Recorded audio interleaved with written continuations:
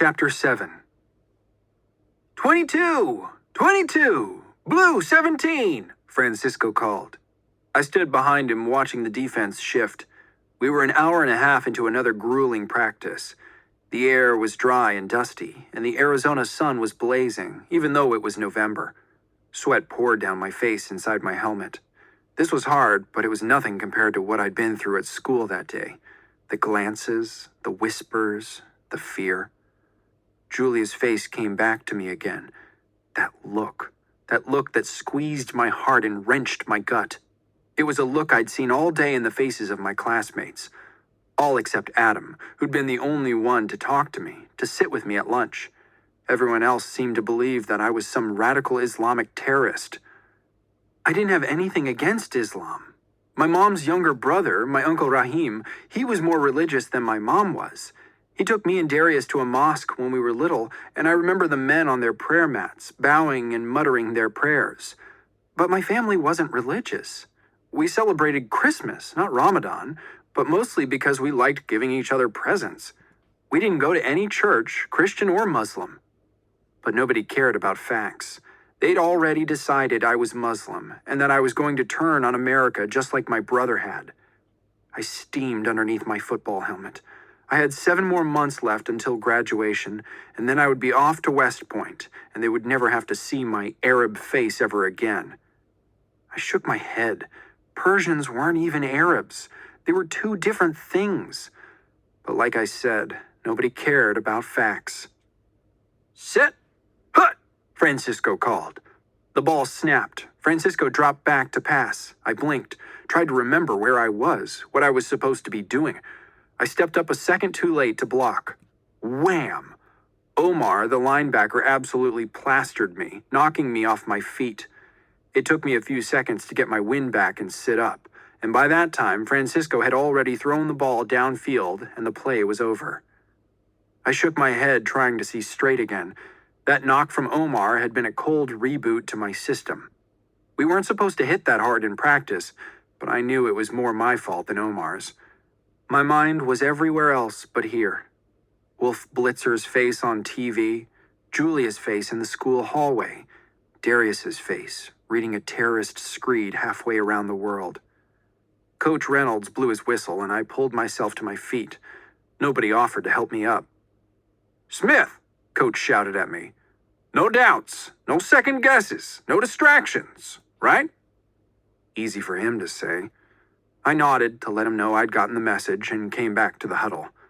Fine, I thought, half listening as Francisco called the next play.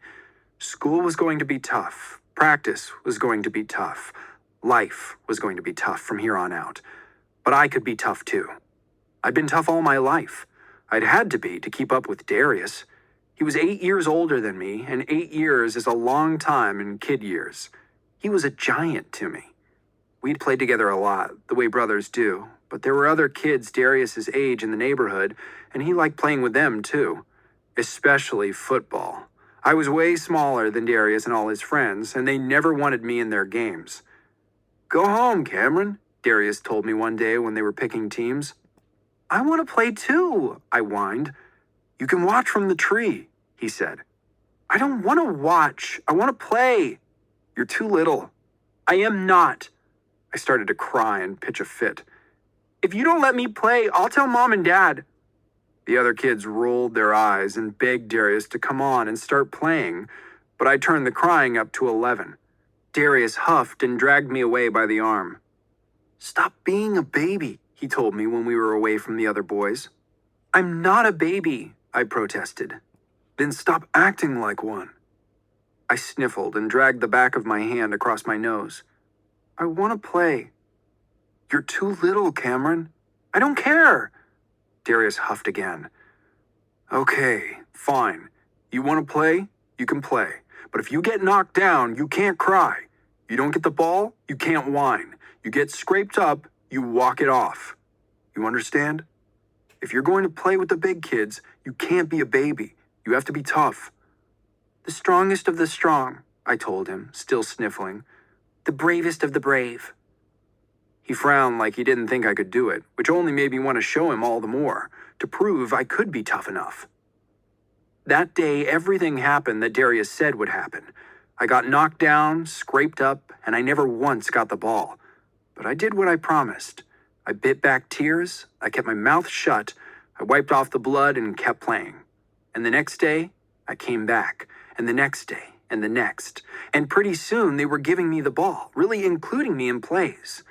Then one day, I wasn't the last picked for a team.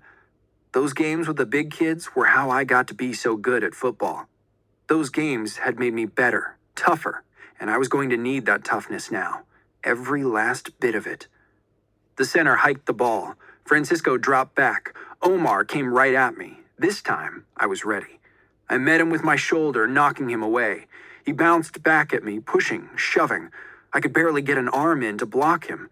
He bumped me, rammed me, elbowed me. It was like he wasn't even trying to get past me. He was just roughing me up like the big kids had done to me that first game back in the neighborhood. I felt all the frustration of the whole day wash over me, and I lost it. The whistle blew, and I got right in Omar's face, ready to fight.